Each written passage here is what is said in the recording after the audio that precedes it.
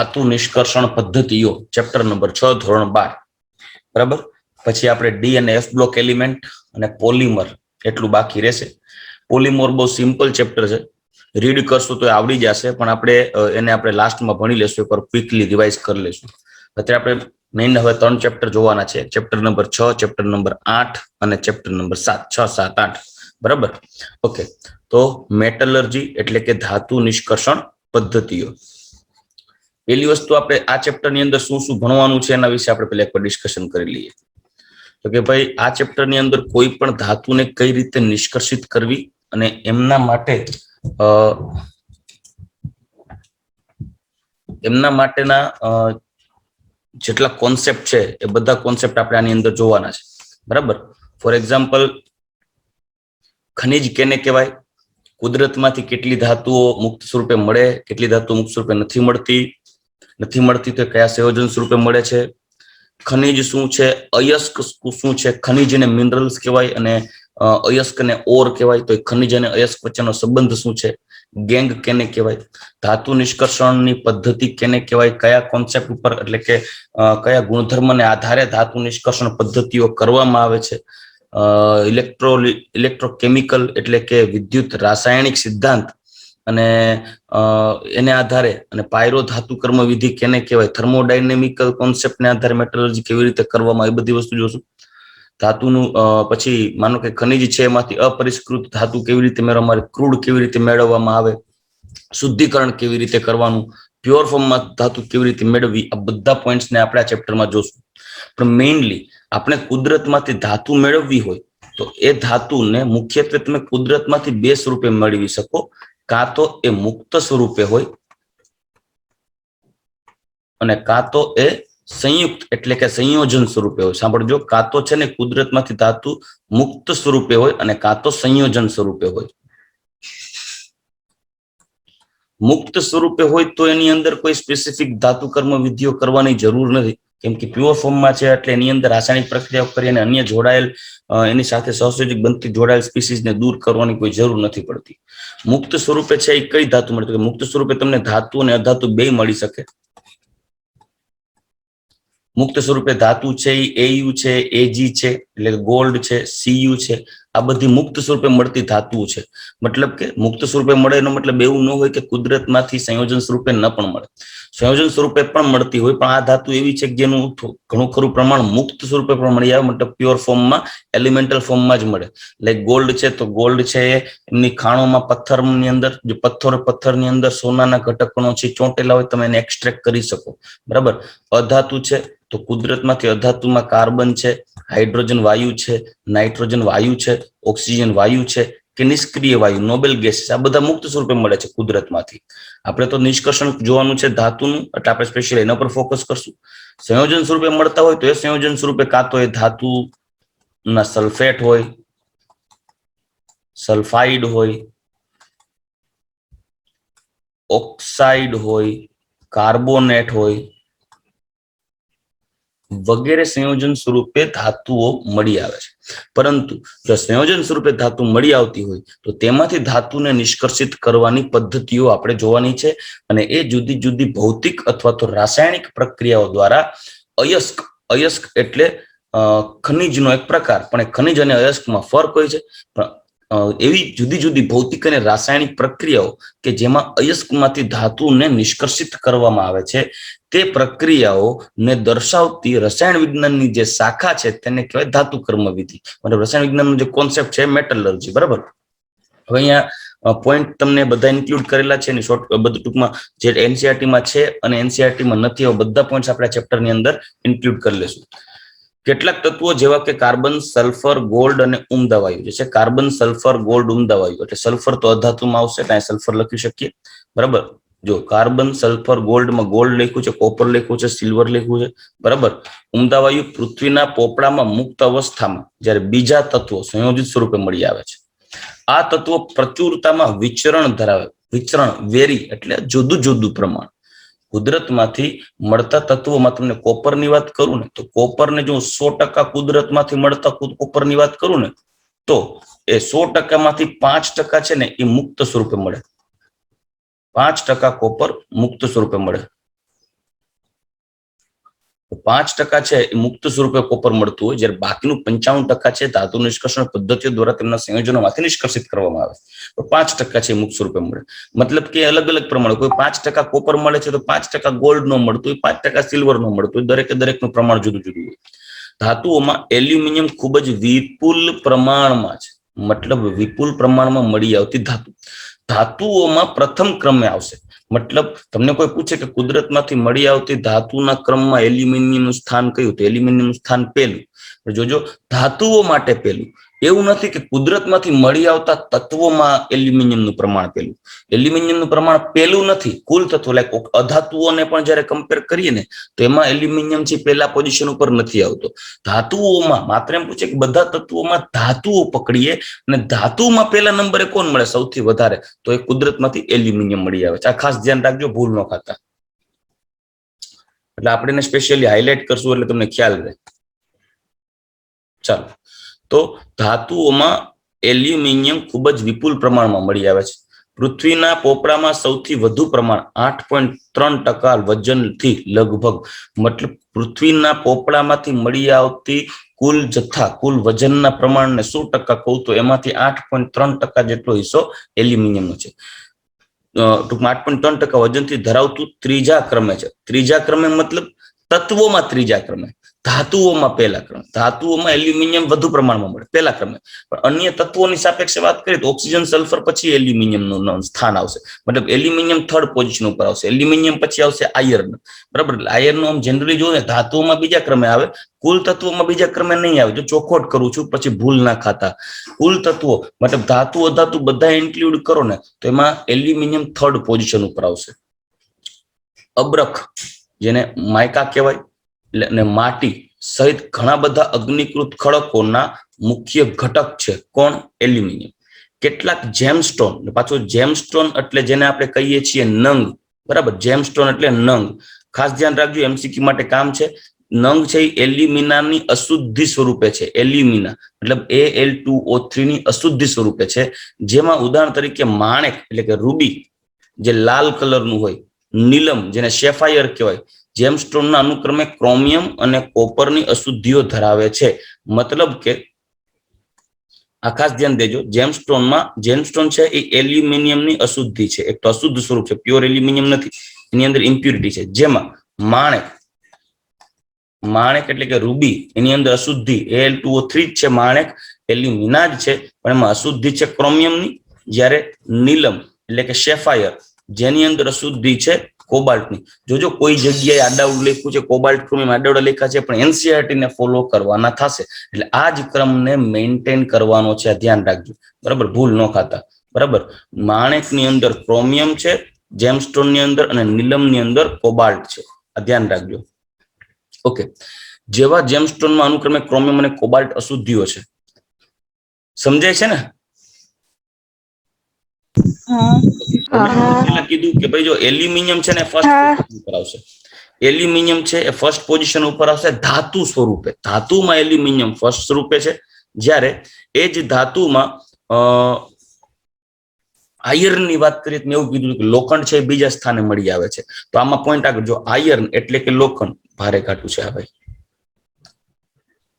Sir તમારું network ઓછું ચોટે છે. સર ચોટે છે. હલો સર, હમણાં ઉપડી જાય.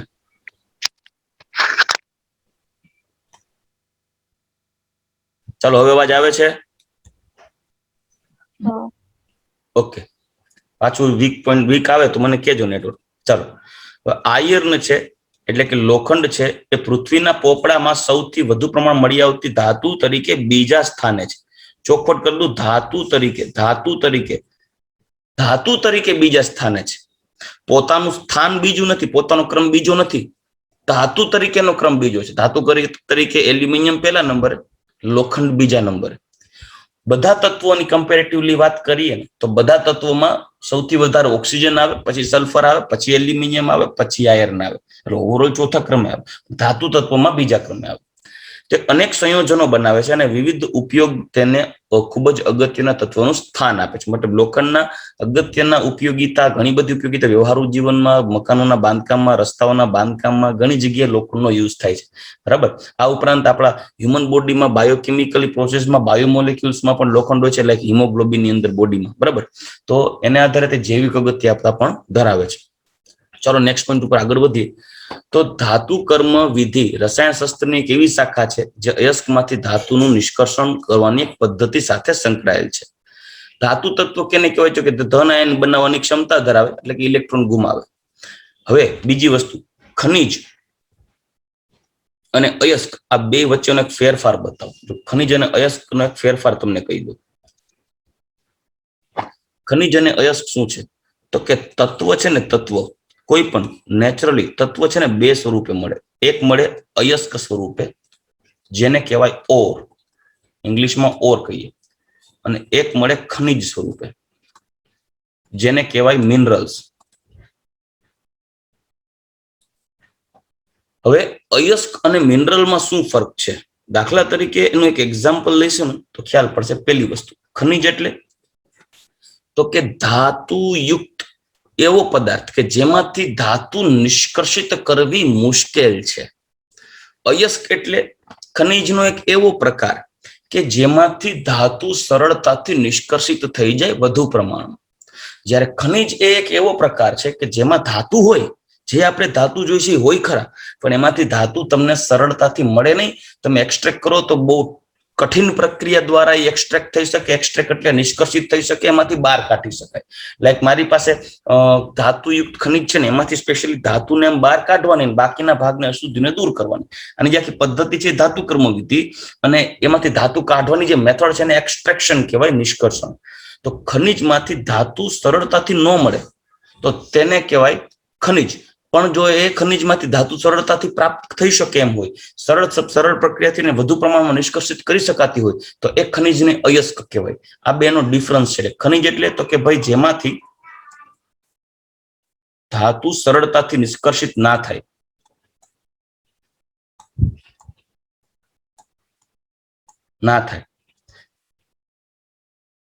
જ્યારે અયસ્ક એટલે જેમાંથી ધાતુ સરળતાથી નિષ્કર્ષિત કરી શકાય, સરળતાથી.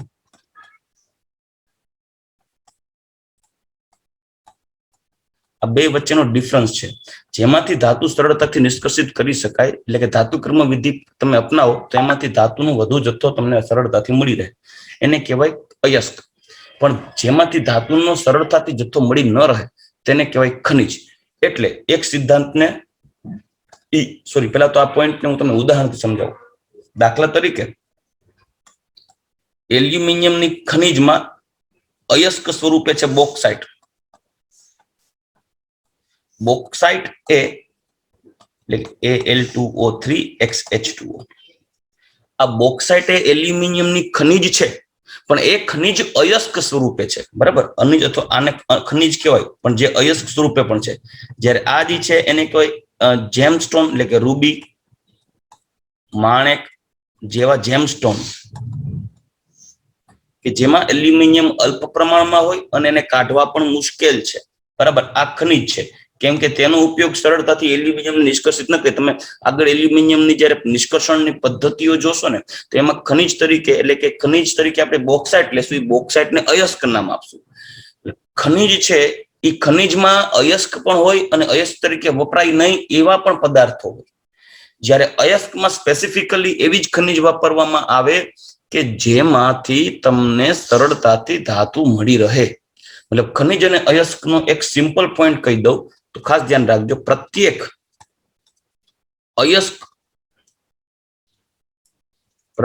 અયસ્ક ને ખનિજ કહેવાય, પરંતુ પ્રત્યેક ખનિજ ને અયસ્ક એટલે કે ઓર ન કહેવાય. કારણ કે અયસ્કનો મતલબ એવો થાય કે ખનિજનું એવું સ્વરૂપ કે જેમાંથી સરળતાથી ધાતુ મળી રહે, આપણને સરળતાથી ઓછા ખર્ચે વધુ પ્રમાણમાં ધાતુ મળી રહે. ખનિજનો મતલબ એવો થાય કે જેમાંથી આપણને સરળતાથી ધાતુ મળી ન રહે, મતલબ કે પ્રક્રિયાઓ કરવી મુશ્કેલ બને, તેને અયસ્ક કહેવાય, સોરી તેને ખનિજ કહેવાય. તો અયસ્ક છે એ ખનિજ છે, પણ બધી ખનિજ અયસ્ક ન કહેવાય. જો બધી ખનિજને અયસ્ક કહેવા જાય તો આ જેમસ્ટોન્સ ને પણ આપણે ખનિજ કીધું, એને અયસ્ક જો કહીએ તો જેમસ્ટોન અયસ્કનો મતલબ એવો થયો કે જેમસ્ટોન માંથી પણ સરળતાથી એલ્યુમિનિયમ મળે, પણ હકીકતમાં જેમસ્ટોન માંથી સરળતાથી એલ્યુમિનિયમ મળતું નથી. આથી આ જેમસ્ટોન ને ખનિજ કહેવાય, અયસ્ક નો કહેવાય. જ્યારે બોક્સાઇટ ને તમે અયસ્ક કહી શકો અને ખનિજ પણ કહી શકો. ચાલો આટલી વસ્તુ ક્લિયર થઈ. અયસ્ક અને ખનિજ વચ્ચેનો ફેરફાર ખબર સમજાણો?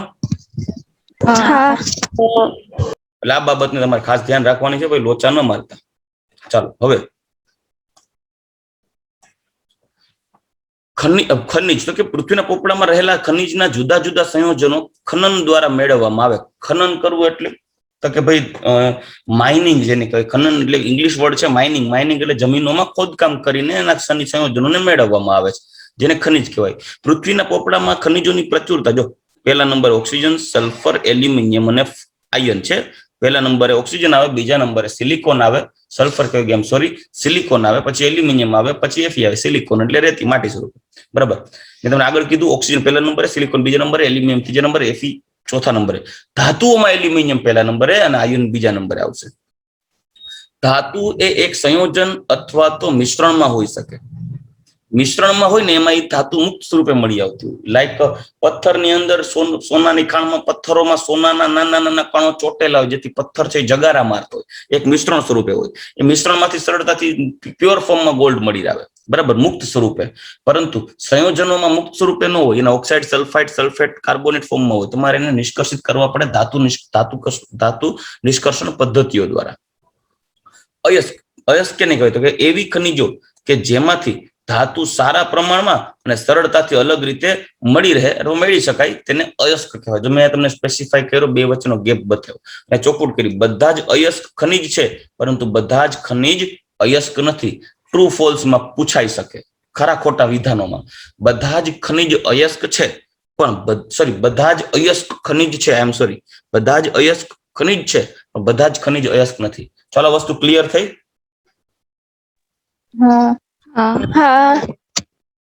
તમને જ ક્લિયર થઈ ને? બીજા કોઈ નો થઈ?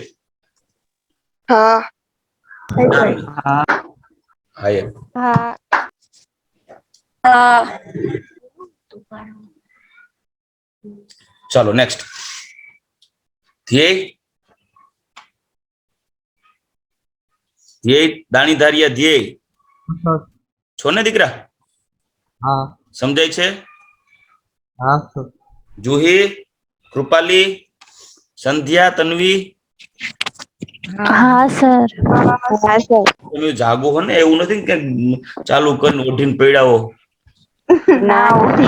સવારે ને પેલા તો સૌથી પહેલા હવેથી નિયમ કરીએ. આપણે જયારે મીટિંગમાં જોઈન થાય ને ત્યારે સૌથી પહેલા બધાએ પોતપોતાના કેમેરા ઓપન રાખી હવે સુધીના ડાચા દેખાડવા.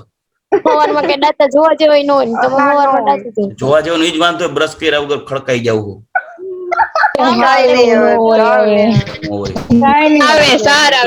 એક તો ડાચા જોવા જેવાનું હોય ને એમાં પાછા ખબર દી બગાડો કોકનો. ચાલો તમારે શું કામ જોવા હે? તો વિડિયો બંધ રાખો. નહીં કરો કેમેરા ઓન, ખબર તું ઓરી આજ નાઈન બેઠી એમાં શું લે? તો જોઈ લ્યો અમને નાયા વગર. બીજું હું તમને હરખ છે કેમેરો ચાલુ રખાવાનો? અરે કેમેરા ચાલુ હરખ એટલે હે કે આમ અડધા ભૂતાય હોય, આમાં નક્કી ન હોય કે આમાં આ ઝૂમ આવતા સ્ટુડન્ટ બધા હોશિયાર થઈ ગયા, સાહેબોને ગોળી પાઈ દીધી. હાલો આગળ વધીએ હવે. અયસ્ક છે એ મેઇનલી મેં તમને કીધું બે સ્વરૂપે મળે. કાં તો સંયુક્ત અયસ્ક એટલે કે સંયોજન સ્વરૂપે મળે, અથવા તો મૂળ અયસ્ક એટલે કે મુક્ત સ્વરૂપે મળે. તો જો મુક્ત સ્વરૂપે મળે છે ગોલ્ડ, સિલ્વર, કોપર અને પ્લેટિનમ. અમુક સ્વરૂપે મળે, જે વિદ્યુત રાસાયણિક શ્રેણી, જે આપણે એને ઈએમએફ કહીએ છીએ ને, ઇલેક્ટ્રો મોટિવ ફોર્સ સિરીઝ અથવા તો ઇલેક્ટ્રોકેમિકલ સિરીઝ પણ કહેવાય, બરાબર. આ સ્વરૂપે મળી આવે છે તમને. જેમાં હાઇડ્રોજન થી નીચે એટલે હાઇડ્રોજન કરતા સક્રિય, હાઇડ્રોજન કરતા ઓછા સક્રિય લખાઈ ગયું, હાઇડ્રોજન કરતા ઓછા સક્રિય એવી જે ધાતુ એટલે ગોલ્ડ, સિલ્વર, કોપર, પ્લેટિનમ મુક્ત સ્વરૂપે મળે. જ્યારે સંયુક્ત સ્વરૂપે મળે તો સંયુક્ત સ્વરૂપે મળતી ધાતુઓ એવી છે કે જે હાઇડ્રોજન કરતા સક્રિય, મતલબ ઈએમએફ સિરીઝમાં તેનું સ્થાન હાઇડ્રોજન કરતા ઉપર છે, એટલે હાઇડ્રોજન કરતા સક્રિય હોય એવી ધાતુઓ બરાબર કે જે મુક્ત સ્વરૂપે નથી મળતી તો સંયોજન સ્વરૂપે મળે. કયા સંયોજન સ્વરૂપે મળે? તો કે કઈ હેલાઇડ ફોર્મમાં હોય, સલ્ફેટ અને ઓક્સી એટલે ઓક્સાઇડ ફોર્મ જ કહેવાય. પછી બીજું કે પ્યોર ઓક્સાઇડ ફોર્મમાં હોય, મતલબ એના સલ્ફેટ ફોર્મ ના હોય બરાબર, એના ક્લોરાઇડ ફોર્મ સ્વરૂપે એનું ખનિજ ન મળતી હોય, પણ એના માત્ર ઓક્સાઇડ ફોર્મમાં ખનિજ મળતી હોય.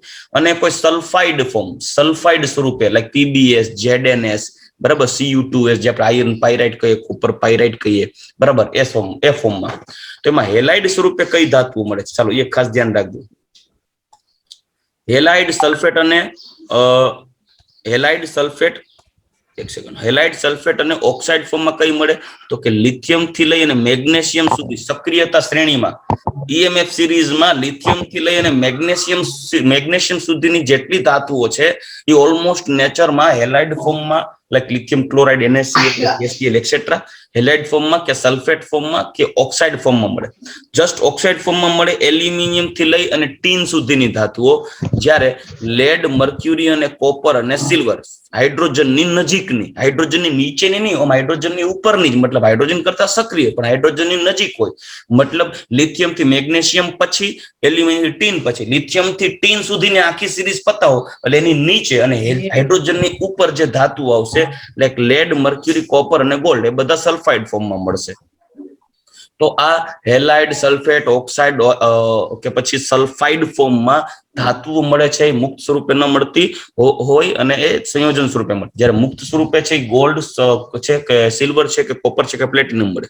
એવું મગજમાં રાખજો કે જે ગોલ્ડ કે જે મુક્ત સ્વરૂપે મળે છે એવું જરૂરી નથી કે એ પાછા મુક્ત સ્વરૂપે મળતા હોય સંયોજન સ્વરૂપે ન પણ મળે. લાઈક તમે જોશો તો સિલ્વર છે તો સિલ્વર મુક્ત સ્વરૂપે મળે છે, અહીંયા સિલ્વર છે એ પાછો એના સલ્ફાઇડ ફોર્મમાં મળે. કોપર છે મુક્ત સ્વરૂપે મળે તો કોપર છે કોપર પાયરાઇટ ફોર્મમાં સંયોજન સ્વરૂપે પણ મળે બરાબર. તો ખાસ ધ્યાન રાખજો. ચાલો હવે વાત કરીએ ગેંગ. ગેંગ અથવા તેને મેટ્રિક્સ પણ બોલાય. તો ગેંગ કેને કહેવાય? તો કે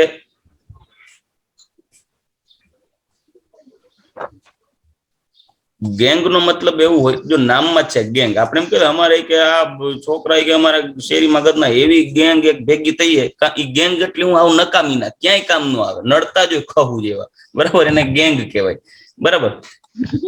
ગેંગ નો મતલબ એવો થાય કે અયસ્ક હોય, અયસ્ક. હવે આપણે અયસ્કની જ વાત કરીએ, ખનિજ વાત નહીં કરીએ, કારણ કે જો ખનિજનો આપણે ઉપયોગ કરશું તો લાખના બાર કરશું, મતલબ એમાંથી આપણને ધાતુ પૂરતા પ્રમાણમાં સરળતાથી નહીં મળે. ચોખવટ તો કહી કે ખનિજ છે એ એને કહેવાય કે જેમાં ધાતુ અવેલેબિલિટી હોય પણ એમાંથી સરળતાથી ન મળે. અયસ્ક ખનિજનો એવો પ્રકાર છે કે જેમાં ધાતુ હોય અને સરળતાથી નિષ્કર્ષિત કરી શકાય. તો આપણે ધાતુ કર્મવિધિમાં અયસ્કનો ઉપયોગ કરશું ઇન પ્લેસ ઓફ મિનરલ એટલે કે ખનિજ.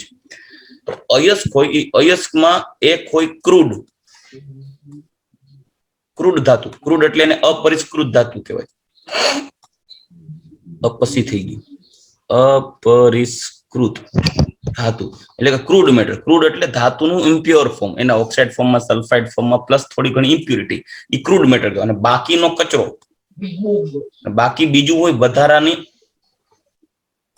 વધારાનો કચરો, લાઈક ધૂળ છે કે ધૂળ અથવા તો માટી, તમે જે કહો એ માટી છે, પ્લસમાં ઝાડપાન અમુક અશુદ્ધિઓ છે, તો આ બધી વસ્તુ છે એ અયસ્કમાં આવે. એટલે શું કરશે કે ભાઈ જે કોઈ પણ અયસ્ક છે એ અયસ્કમાં બેનું મિશ્રણ હોય, જેમાં ક્રૂડ ધાતુને નિષ્કર્ષિત કરી જેને એના માટે જે પ્રોસેસ છે, મતલબ અયસ્કમાંથી વધારાનો કચરો દૂર કરી અને જે જરૂરી ધાતુયુક્ત ભાગ છે એને અલગ કરવામાં આવે.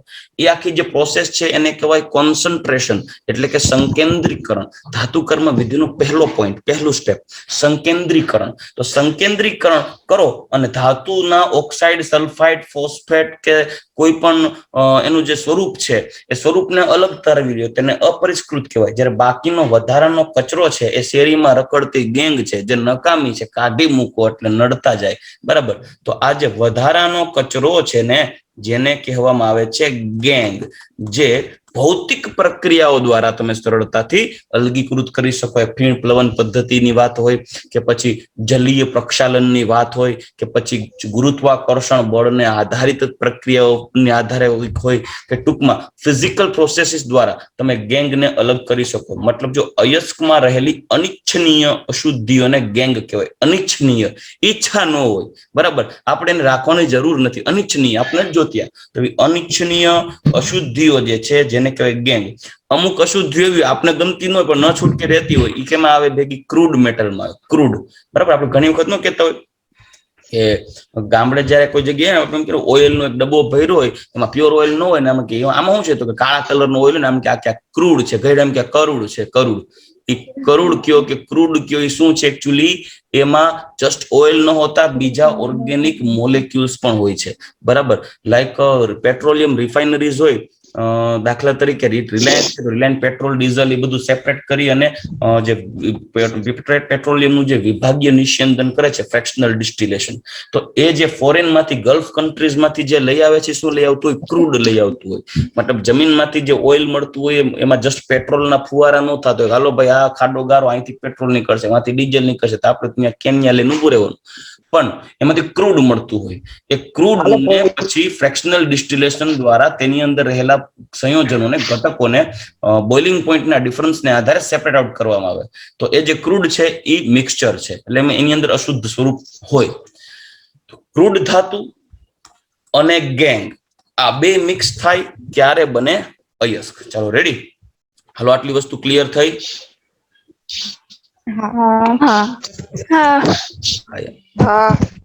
હવે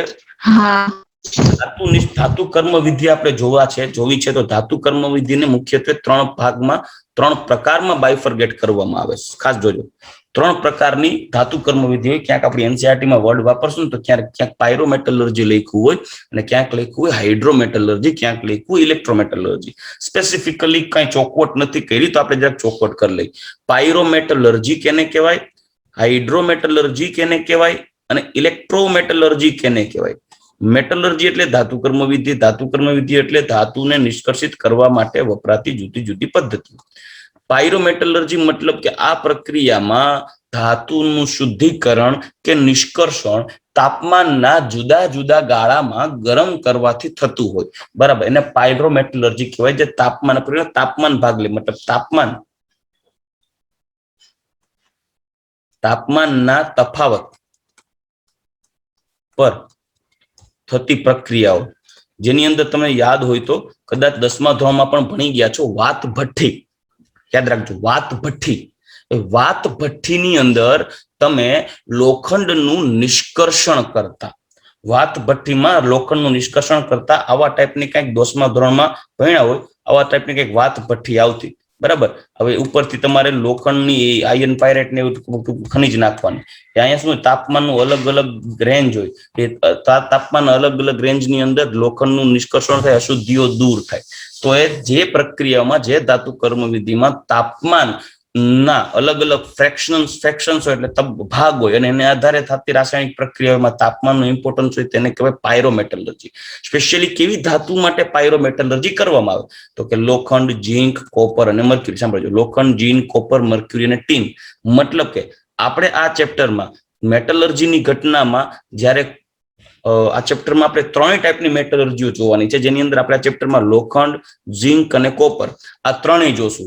ઝીંક, મર્ક્યુરી અને ટીન નહીં જોઈએ, પણ લોખંડ, ઝીંક અને કોપર આ ચેપ્ટરની અંદર આપણે એની મેટલર્જી કરશું.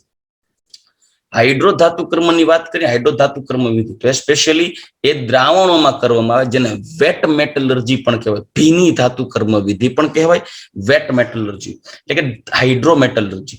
એની અંદર દ્રાવણમાં પ્રક્રિયા કરવામાં આવે છે, દ્રાવણ બનાવી અને એમની પ્રક્રિયા કરવામાં આવે છે. લાઈક તમે જોજો, સિલ્વર અને ગોલ્ડ હોય ને, તો અશુદ્ધ ગોલ્ડને શુદ્ધ ગોલ્ડમાં કન્વર્ટ કરવા માટે ગોલ્ડના દ્રાવણમાં યાદ હોય તો એના સાયનાઇડ બનાવવામાં આવે, અને પછી એમાં ઝીંક નાખીને કોમ્પ્લેક્સ ઝીંકના, ગોલ્ડ અને સિલ્વરના પહેલા તો કેસીએન સાથે પ્રક્રિયા કરી એમના કોમ્પ્લેક્સ કમ્પાઉન્ડ બનાવવામાં આવશે, લાઈક AgCN માઇનસ આવા ટાઈપના કોમ્પ્લેક્સ કમ્પાઉન્ડ બનાવવામાં આવશે, અને પછી એમાં ઝીંક ઉમેરી અને એનું પ્યોરિફિકેશન કરવામાં આવશે, જેને લીચિંગ તરીકે ઓળખી શકાય, જેમાં ZnCN4-2 અને ગોલ્ડ મળશે, સિલ્વર મળશે.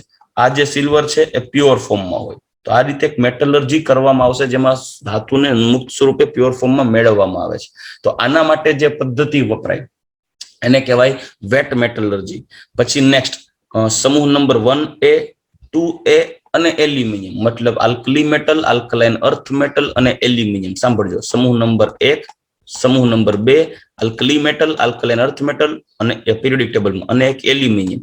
આ ત્રણેય નું જો તમારે શુદ્ધિકરણ કરવું હોય ને તો વિદ્યુત પ્રવાહ પસાર કરી અને તેના દ્રાવણમાંથી ઇલેક્ટ્રોલિસિસની ઘટના કરવામાં આવે, એટલે વિદ્યુત વિભાજનની ઘટના દ્વારા તમે ધાતુને નિષ્કર્ષિત કરો પ્યોર ફોર્મમાં. એલ્યુમિનિયમ તમે જોયું હશે, હોલ હેરોલ્ડ પદ્ધતિ જેને કહેવાય. આ એક પ્રકારની ઇલેક્ટ્રોમેટલોજી છે, એમાં વિદ્યુત વિભાજનની પ્રક્રિયા કરવામાં આવે છે. ચાલો રેડી. તો આટલી 3 ટાઈપની આપણે પ્રક્રિયાઓ આ ચેપ્ટરમાં જોશું, જેમાં આપણે આ ચેપ્ટરમાં લોખંડનું શુદ્ધિકરણ અને પ્રિપરેશન, ઝિંક, કોપર, ઇવન આપણે જોશું ઝિંક, કોપર અને ગોલ્ડ અને સિલ્વર, અને અહીંયા આપણે એલ્યુમિનિયમ. આ ભાગમાં આપણે એલ્યુમિનિયમ ઇલેક્ટ્રોમેટલોજીમાં એલ્યુમિનિયમ ઉપર ડિસ્કશન કરશું. ચાલો ક્લિયર? ઓકે. હવે આપણે નેક્સ્ટ પોઈન્ટ ઉપર આગળ વધીએ, અને એ છે ધાતુ નિષ્કર્ષણના પ્રકાર. મતલબ ધાતુનું નિષ્કર્ષણ કરવા માટે તેમને કયા કયા સ્ટેપમાં બાયફર્ગેટ કરશું, કેટલા સ્ટેપમાં આપણે પ્રક્રિયા કરશું. તો પહેલી વસ્તુ જે અયસ્ક હોય ને, એ અયસ્કમાંથી આપણે સૌથી પહેલા કરશું સંકેન્દ્રીકરણ, એટલે જેને કહેવામાં આવે છે કોન્સન્ટ્રેશન. આમાંથી તમારે માઇનસ ગેંગ એટલે ગેંગને છૂટી પાડી દેવાની. સંકેન્દ્રીકરણ કરશો ને તેના પાછા સ્ટેપ છે, એટલે ગુરુત્વાકર્ષણ બળ, એટલે કે એને 2 સ્ટેપમાં ડાયવર્ટ કરી શકાય, એક ફિઝિકલ અને એક કેમિકલ. મતલબ કે ભૌતિક પ્રક્રિયા અને રાસાયણિક પ્રક્રિયા દ્વારા ધાતુના અયસ્કમાંથી ગેંગને છૂટી પાડી અને સંકેન્દ્રીકરણ કરવાની છે. તો એની જે આખી પ્રક્રિયાઓ છે, એ પ્રોસેસ હું તમને આ સાઈડમાં લખી દઉં. એ જે સંકેન્દ્રીકરણની પ્રક્રિયાઓ છે, તો કે ભાઈ ભૌતિક પ્રક્રિયા, રાસાયણિક પ્રક્રિયા. ભૌતિક પ્રક્રિયાઓની અંદર ગુરુત્વાકર્ષણ બળને આધારે જલીય પ્રક્ષાલન, ફીણ પ્લવન પદ્ધતિઓ, એવી બધી વાતો છે. જ્યારે રાસાયણિક પદ્ધતિની અંદર છે એ બોક્સાઇટને વિઘટન કરી અને તેમાં રહેલી અશુદ્ધિઓને દૂર કરવા માટેની પ્રોસેસ છે, ગરમ કરવાની પ્રક્રિયા છે. તો 2 પ્રક્રિયાઓ દ્વારા આપણે સંકેન્દ્રણ કરીને ગેંગને દૂર કરશું. સંકેન્દ્રીકરણ થઈ જાય ને એટલે અપરિષ્કૃત ધાતુ મળે, એટલે કે જેને કહેવાય અપરિષ્કૃત ધાતુ, જેને કહેવાય ક્રૂડ એટલે કે ક્રૂડ મેટલ, જે ધાતુમાંથી, ખનિજમાંથી એટલે અયસ્કમાંથી ગેંગ છૂટી પડી ગઈ. સંકેન્દ્રીકરણ થયા પછી ધાતુના ખનિજને તેના ઓક્સાઇડમાં કન્વર્ટ કરવાના આવે. ઓક્સાઇડમાં કન્વર્ટ કરવા માટે તમારે કરવું પડે ભુંજન અને કેલ્સિનેશન કર્યા બાદ એ તમારે કાચી ધાતુનું અલગીકરણ કરવું પડે. ઓક્સાઇડમાં રૂપાંતર કર્યા પછી તેનું રિડક્શન કરવાનું. રિડક્શન કરશો એટલે અશુદ્ધ ધાતુ મળશે, જેની અંદર થોડી ઘણી ઇમ્પ્યુરિટી હોય. એ અશુદ્ધ ધાતુને નેક્સ્ટ સ્ટેપમાં પ્યોરિફિકેશન કરવાનું, શુદ્ધિકરણ. એ પ્યોરિફિકેશનની પણ અલગ અલગ ટેકનિક્સ આપણે આ ચેપ્ટરની અંદર જોશું. બરાબર? તો 1 by 1 જોશું. સૌથી પહેલા તમારે કાચી ધાતુને દળી લેવાની, પછી ધાતુ નિષ્કર્ષણ પદ્ધતિ દ્વારા પ્યોર ધાતુ મેળવવાની, જેમાં કાચી ધાતુને પહેલા દળીને પછી એનું કરી નાખવાનું સંકેન્દ્રીકરણ એટલે કોન્સન્ટ્રેશન. સંકેન્દ્રીકરણ કર્યા પછી નેક્સ્ટ સ્ટેપ આવશે કાચી ધાતુમાંથી ધાતુનું અલગીકરણ. એટલે અપરિષ્કૃત ધાતુને કાચી ધાતુ તરીકે પણ ઓળખી શકાય. સાંભળજો, અપરિષ્કૃત ધાતુને કાચી ધાતુ તરીકે પણ ઓળખી શકાય. કાચી ધાતુમાંથી ધાતુનું અલગીકરણ કરવાનું, જે ધાતુ અશુદ્ધ સ્વરૂપે હોય, મતલબ ઓક્સાઇડમાં પેલા કાચી ધાતુ મળે ને એને ઓક્સાઇડમાં કન્વર્ટ કરો ભુંજન અથવા કેલ્સિનેશન દ્વારા, જેને તમે રોસ્ટિંગ ઓર કેલ્સિનેશન કહી શકો. એ થઈ ગયા બાદ તમારે રિડક્શન કરી કાચી ધાતુ નિષ્કર્ષિત કરવાની. એટલે એના માટે છે કાચી ધાતુમાંથી ધાતુનું અલગીકરણ, ત્યાર પછી ધાતુનું શુદ્ધિકરણ, પ્યોરિફિકેશન ઓફ મેટલ. પ્યોરિફિકેશનની પ્રોસેસ જોવાની. આ બધું જોઈ લેશો એટલે તમારે ચેપ્ટર પૂરું થશે. પણ એ જોયા પછી આ જેટલી પ્રોસેસીસ છે બધી જોયા પછી તમારે લોખંડ છે, આ કોપર છે, એલ્યુમિનિયમ છે, ગોલ્ડ, સિલ્વર છે અને ઝિંક છે, આટલી ધાતુનું નિષ્કર્ષણ કરવાનું. ચાલો, સૌથી પહેલા તમને અહીંયા ધાતુની કાચી ધાતુઓ એટલે કે ખનિજ આપેલી છે, જેને આપણે અયસ્ક કહેવાય. બરાબર? એલ્યુમિનિયમ તો કે એમાં બોક્સાઇટ છે કે ઓલિનાઇટ છે, જેમના અણુસૂત્રો અહીંયા આપેલા છે. બોક્સાઇટ કે ઓલિનેઆઇટ. કોપર में क्यों કોપર? હે માસી આવ્યા એટલે હેમેટાઇટ, મેગ્નેટાઇટ, સિડેરાઇટ, આયર્ન પાયરાઇટ. હે મેસી આઈ એટલે હેમેટાઇટ, સિડેરાઇટ, મેગ્નેટાઇટ, આયર્ન પાયરાઇટ. અને ઝિંક બ્લેન્ડ, ફાલેરાઇટ, કેલેમાઇન અને ઝિંકાઇટ. ઝિંક બ્લેન્ડ જે તમે જાણતા જશો, ઝિંક બ્લેન્ડ નામ ખ્યાલ જ હશે, સાંભળ્યું, અથવા ફાલેરાઇટ પણ કહેવાય. કેલેમાઇન અને ઝિંકાઇટ. આ દીકરાઓ વધારાની કોઈ ખનિજ યાદ નથી રાખવાની. તમે રેફરન્સ બુક્સમાં એમસીક્યુ સોલ્વ કરશો તો ઢગલા મોઢે ખનિજો જોવા મળે. તમારે એકય વધારાની ખનિજ યાદ નથી રાખવાની. તમને ભલે થાઉઝન્ડ્સ ઓફ મિનરલ્સ તમને જોવા મળતા હોય, પણ ખનિજોના નામ તમારે આ જે આપેલા છે કોષ્ટકમાં, એકચ્યુઅલી એનસીઈઆરટી માં રહેલા જ ખનિજો છે, માત્ર ને માત્ર એટલા જ યાદ રાખશું. સાંભળજો, બોક્સાઇટ કે ઓલિનેઆઇટ, એટલે બોક્સાઇટ કે ઓલિનાઇટ. પછી કોपर में क्यों कॉपर, कॉपर में क्यों कॉपर, मतलब कॉपर, पायराइट्स, मेलेकाइट, क्यूप्राइट અને કોपर ગ્લાન્સ. આટલા. પછી હેમાસી આવ્યા, એટલે હેમાસી આઈ મતલબ હેમેટાઇટ, મેગ્નેટાઇટ, સિડેરાઇટ, આયર્ન પાયરાઇટ. પછી ઝિંક બ્લેન્ડ, સ્ફાલેરાઇટ, કેલેમાઇન અને ઝિંકાઇટ. ચાલો ક્લિયર. આપણે અહીંયા સુધી ટૂંકમાં અત્યાર સુધીનો પોઈન્ટ કયો જોઈ ગયા તો કે ભાઈ ઇનિશિયલી ધાતુઓનું કુદરતમાંથી મળતું પ્રમાણ, મુક્ત સ્વરૂપે મળે, સંયોજન મળે, કેનું પ્રમાણ કેટલું છે. લાઈક સૌથી વધારે મળે છે ઓક્સિજન, પછી સિલિકોન, પછી ઓક્સિજન પછી એલ્યુમિનિયમ, પછી આયર્ન. લોખંડોમાં ધાતુઓમાં પહેલા નંબરે એલ્યુમિનિયમ, બીજા નંબરે આયર્ન. જેન્યુઅનલી બધા તત્વોને કન્સિડર કરીએ તો ત્રીજા નંબરે એલ્યુમિનિયમ આવે, ચોથા નંબરે આયર્ન આવે. બરાબર. પછી આપણે જોઈ ગયા અશુદ્ધ એલ્યુમિનિયમના જે આપણે કહેવાય ને કે માણેક છે, નીલમ છે, બરાબર, એને કહેવાય ટૂંકમાં એલ્યુમિનિયમની અશુદ્ધિ ધરાવતી એલ્યુમિનિયમની ખનિજ. એલ્યુમિનિયમનું અયસ્ક નથી, ખનિજ છે, જેને આપણે જેમસ્ટોન કહીએ છીએ, નંગ. બરાબર. બીજી વસ્તુ, ધાતુ કર્મ વિધિ કેને કહેવાય, ખનિજ કેને કહેવાય, અયસ્ક કેને કહેવાય, ગેંગ કેને કહેવાય, કેટલી રીતે મળે છે, સંયુક્ત સ્વરૂપે કયા સ્વરૂપે મળે છે, મુક્ત સ્વરૂપે કોણ કોણ મળે છે, એના વિશે આપણે ટૂંકમાં જોઈ ગયા. અયસ્ક ધાતુનું સંકેન્દ્રીકરણ, એને કહેવાય કોન્સન્ટ્રેશન. સંકેન્દ્રિત કરવી મતલબ કે જે ઘટકણો છે, મતલબ જે અયસ્ક છે, અયસ્કમાંથી ગેંગના ઘટકણો મતલબ કે જે ન જોતા હોય તેવા વધારાની અશુદ્ધિના ઘટકણોને દૂર કરી અને બાકી રહેતા જે ધાતુયુક્ત જે ભાગ છે, અશુદ્ધ ધાતુ જેને કહી શકાય, તો એમને દૂર કરી, અશુદ્ધિને દૂર કરીને અશુદ્ધ ધાતુ સ્વરૂપ જે ભાગ બચે ને કાચી ધાતુ છે એને ક્રૂડ સ્વરૂપમાં, જેને અપરિષ્કૃત ધાતુ, અપ્રસ્કૃત ધાતુને મેળવવાની જે રીત છે ને સંકેન્દ્રીકરણ કહેવાય. ને મેઇનલી બે ટાઈપમાં ડિવાઈડ કરી શકાય. એક ભૌતિક પ્રક્રિયા દ્વારા અને બીજી રાસાયણિક પ્રક્રિયા. મતલબ રાસાયણિક પ્રક્રિયા કરી અને ધાતુનું સંકેન્દ્રીકરણ કરો, અથવા ભૌતિક પ્રક્રિયા કરી અને ધાતુનું સંકેન્દ્રીકરણ કરો. ભૌતિક પ્રક્રિયામાં જે પ્રકાર જોવાના છે,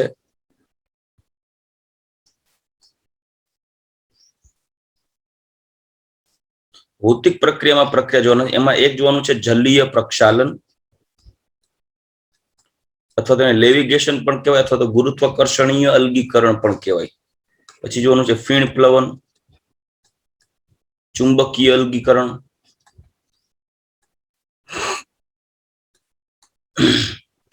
રાસાયણિક પદ્ધતિની અંદર એક જોશું બોક્સાઇટ. બોક્સાઇટ એટલે એલ્યુમિનિયમ ના જલીયકૃત ક્ષારમાંથી એલ્યુમિના ને નિષ્કર્ષિત કરવા માટેની રીત. એમાં રેડ બોક્સાઇટ, વ્હાઇટ બોક્સાઇટ, આ બે ટાઈપના કોન્સેપ્ટ આવે છે જે આપણે આગળ જોશું. અને એક છે એજી અને એયુ મતલબ સિલ્વર અને ગોલ્ડ નું નિષ્કર્ષણ કરવા માટેની પદ્ધતિ.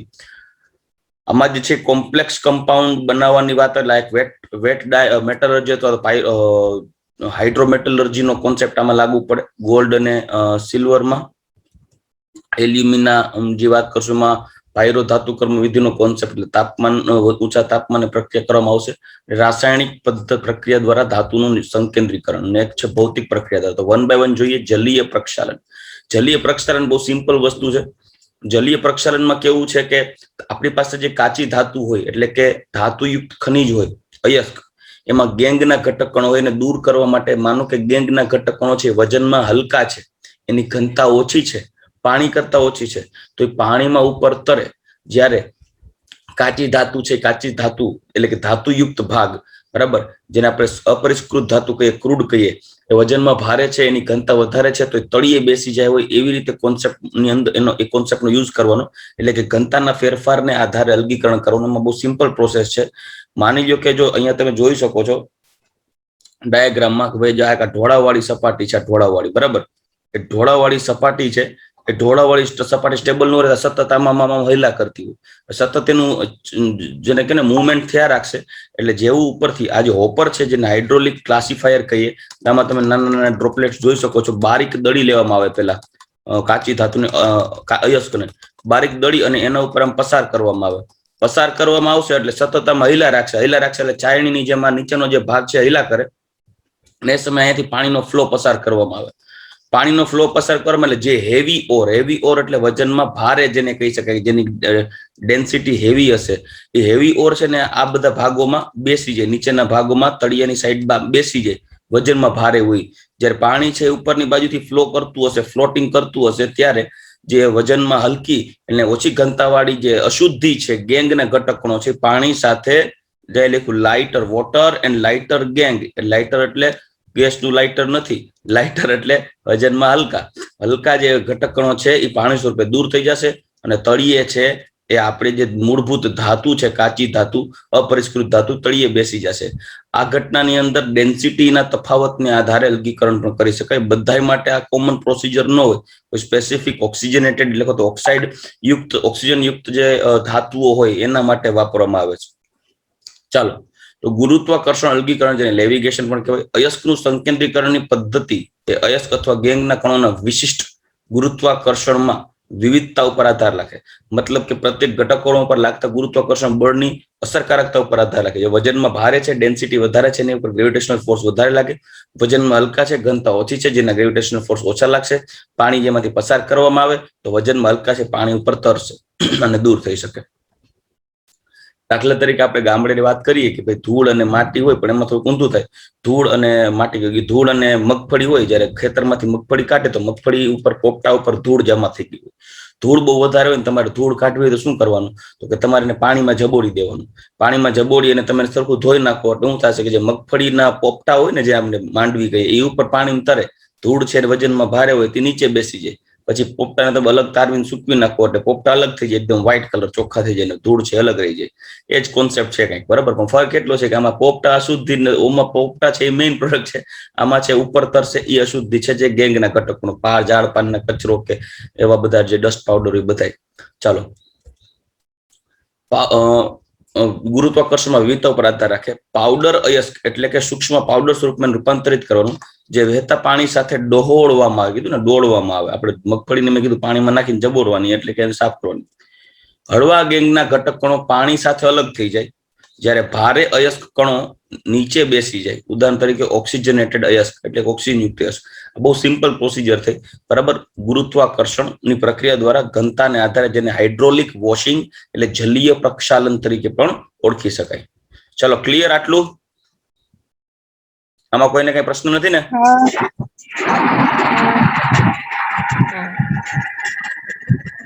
એકને જ ક્લિયર થયું, બાકીનાને નો થયું?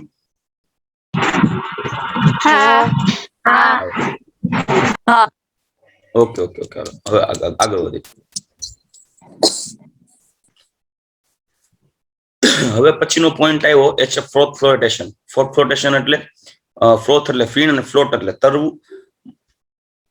ફીણ સાથે મૂળભૂત ધાતુના અયસ્ક એટલે કે જે કાચી ધાતુ છે એ ઉપર તરતી હોય એવી આખી પ્રોસેસ ફીણ પ્લવન પદ્ધતિ. તમે નાના ધોરણમાં ભણી પણ ગયા છો. સીધું હું ડાયાગ્રામ ઉપર ફોકસ કરીશ. પહેલા આ ડાયાગ્રામ જે છે એ પછી બતાવો. આ ડાયાગ્રામ જે સાદી ડાયાગ્રામ તમે નાના ધોરણમાં જોઈ ગયા છો એ તમને સમજાવું. આની અંદર એસ્પેશિયલી ધાતુના જે સલ્ફાઇડ હોય, ધાતુના સલ્ફાઇડ ખનિજ નું સંકેન્દ્રીકરણ કરવું હોય, મતલબ એની અંદર રહેલી ગેંગના ઘટકોને દૂર કરવા હોય, ત્યારે સ્પેશિયલી ફીણ પ્લવન પદ્ધતિ વપરાય. ધાતુના સલ્ફાઇડ માટે જ ફીણ પ્લવન પદ્ધતિ વપરાય. શું કરવાનું? કેમ કે ધાતુના સલ્ફાઇડ છે ને હાઇડ્રોફોબિક છે. સાંભળજો, હાઇડ્રોફોબિક છે, મતલબ કે જલ અપાકર્ષી, અને એની અંદર અશુદ્ધિ પણ હોઈ શકે. મતલબ જે ગેંગના ઘટકો હોય એ હાઇડ્રોફિલિક હોય, એને કહેવાય જલ આકર્ષી, મતલબ પાણી તરફ આકર્ષાય. અને હાઇડ્રોફોબિક છે એ પાણીમાં આકર્ષાય નહીં. હવે શું કરવાનું? આ જે અયસ્ક છે, અયસ્ક એટલે ખનિજ, એને બારીક દળી લેવાનું, બારીક પાવડરમાં રૂપાંતર કરી અને એને પાણીમાં ઉમેરો. તો પાણીમાં ઉમેરતા શું થાય? બે ભાગમાં ડિવાઈડ થાય. એક હાઇડ્રોફોબિક ભાગ હોય ને પાણીમાં ભીના ન થાય, મતલબ પાણીમાં એ અંદર બેસે નહીં, કેમ કે પાણીમાં ભીંજાય જ ન શકે, કેમ કે હાઇડ્રોફોબિક પાણીનું અપાકર્ષણ કરે. પણ જે હાઇડ્રોફિલિક છે, ગેંગના ઘટક પણ છે, પાણીમાં ભીંજાઈ જાય અને ધીમે ધીમે તળિયે બેસી જાય. લાઈક ધૂળ હોય તો ધૂળ તળિયે બેસી જાય, બરાબર. પણ જો પાણીમાં ભીંજાય ને એમ હોય તો પાણીમાં ઉમેરો એમાં ભેગે ભેગું નાખવાનું. પાઇન ઓઇલ છે, બરાબર, કે ટર્પેન્ટાઇન છે, એવા ઝેન્થેટ ઓઇલ છે, એવા ઓઇલ્સ નાખવાના, બરાબર, કે યુક્લિપ્ટસ ઓઇલ છે. એ જેવા સ્ટીકી મટીરિયલ ઓઇલ તમે એડ કરો તો શું કરશે, આમાં થોડાક દાખલા તરીકે પાઇન ઓઇલ અથવા તો ટર્પેન્ટાઇન ઉમેરીએ તો આ શું થશે, તો કે ભાઈ પાઇન ઓઇલમાં હાઇડ્રોફોબિક જે ભાગ હશે, પાઇન ઓઇલ ની ફરતે હાઇડ્રોફોબિક પાર્ટિકલ છે, મતલબ કે ધાતુના સલ્ફાઇડ છે, પાઇન ઓઇલ ની ફરતે આમ ચોટી જશે. ધાતુના સલ્ફાઇડ એટલે આ છે મેટલ સલ્ફાઇડ.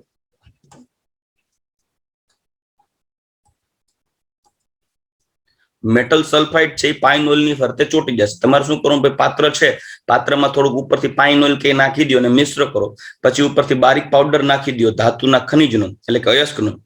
એ અયસ્કમાં જે હાઇડ્રોફોબિક પાર્ટિકલ છે, સલ્ફાઇડ પાર્ટિકલ્સ, એ આવા ઓઇલના ડ્રોપ્સ હશે એની ફરતે ચોટી જશે.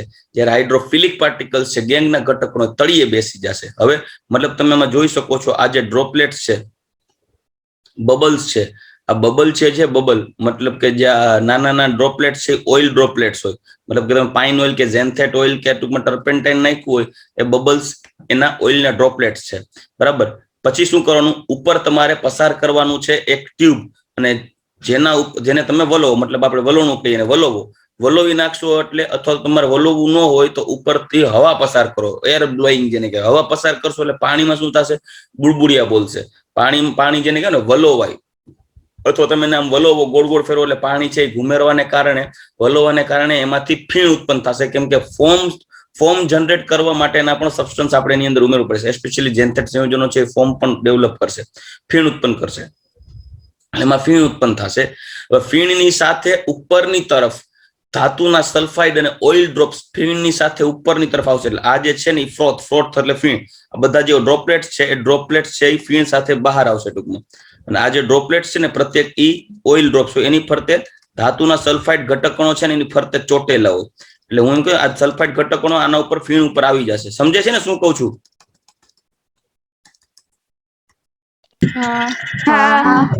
જ્યારે અહીંયા જે તળિયાના ભાગ, આ ભાગમાં જે તળિયાના ભાગમાં ગેંગના ઘટકોનો જમા થશે. અહીંયા ગેંગના ઘટકોનો તળિયે બેસી જશે, લાઈક ધૂળ, માટી, એ બધા તળિયે બેસી જશે. કેમ કે હાઇડ્રોફિલિક છે. અને આ ઉપરના ભાગમાં જે આવશે ને આવશે હાઇડ્રોફોબિક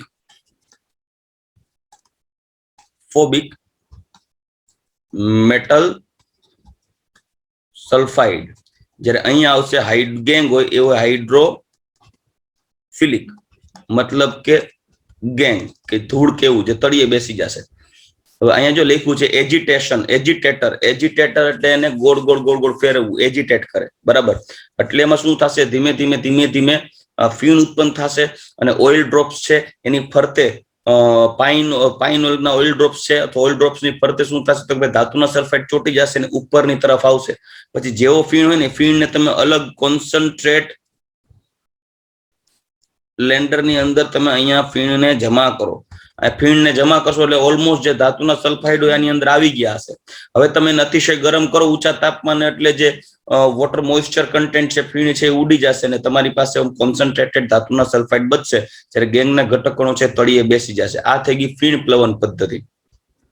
આપણે પોઈન્ટને નજર નાખીએ ફીણ પ્લવન પદ્ધતિની થિયરી ઉપર. તો આ પદ્ધતિ મુખ્યત્વે સલ્ફાઇડ યુક્ત અયસ્કના સંકેન્દ્રીકરણ માટે વપરાય છે. ચોખવટ કરી દી, સલ્ફાઇડ યુક્ત અયસ્ક વાપરવાની, બરાબર. સલ્ફાઇડ યુક્ત મતલબ મેટલ સલ્ફાઇડ માટે જે સ્પેશિયલી આ વપરાય છે. હવે આ પદ્ધતિ ગેંગ અને સલ્ફાઇડના અયસ્કની પાણી તથા ઓઇલ સાથે ભીંજાવાના લક્ષણોની વિવિધતા ઉપર આધાર રાખે. જે સલ્ફાઇડ છે એ ઓઇલ સાથે ભીંજાય એટલે ઓઇલની સપાટી ઉપર ડિપોઝિટ થાય, એટલે અધિશોષિત થાય, એકચ્યુઅલી જમા થાય સપાટી ઉપર. જ્યારે પાણીના ઘટકોનો સાથે ગેંગ જમા થશે, મતલબ પાણીમાં ગેંગના ઘટકોનો ભીંજાઈ જાય, જે હાઇડ્રોફિલિક હોય. અને હાઇડ્રોફોબિક છે એટલે કે ધાતુના સલ્ફાઇડ છે તેલ સાથે આકર્ષાય.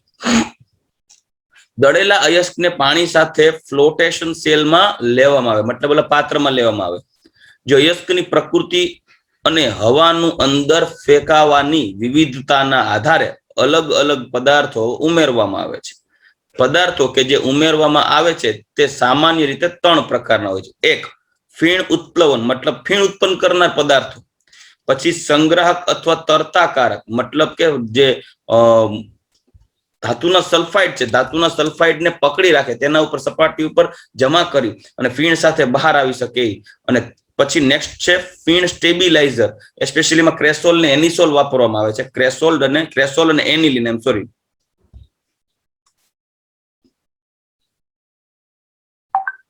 ક્રેસોલ બધા જોયું હોય, સ્ટ્રક્ચર કદાચ જાણીતું છે. એટલે આ ઓર્થોમિથાઇલ અથવા મેટામિથાઇલ અથવા પેરામિથાઇલ સમૂહ જોડાઈ દેવાનો ફિનોલ સાથે, એ ક્રેસોલ. અને એનિલિન એટલે એમિનો બેન્ઝીન.